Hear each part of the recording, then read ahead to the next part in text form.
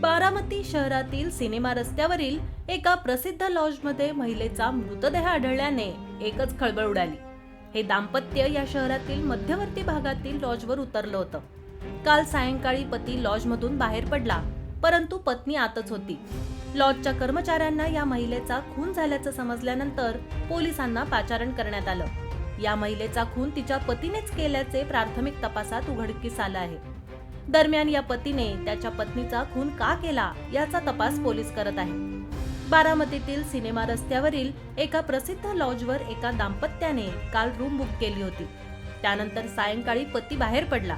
त्यानंतर या रूममध्ये ही महिला निपचिप पडल्याचं आढळल्याने खळबळ उडाली। नंतर या महिलेच्या पतीनेच तिची हत्या केल्याचं उघडकीस आलं। या पतीने पत्नीची हत्या केल्यानंतर लॉजमधून तो पळून गेला। त्यानंतर त्याने आपल्या नातेवाईकांना स्वतःच फोन करून आपल्या पत्नीची हत्या केल्याची कबुली दिली असल्याचं उघडकीस आलं आहे। हे दाम्पत्य दौंड तालुक्यातील असल्याची प्राथमिक माहिती उघडकीस आली आहे।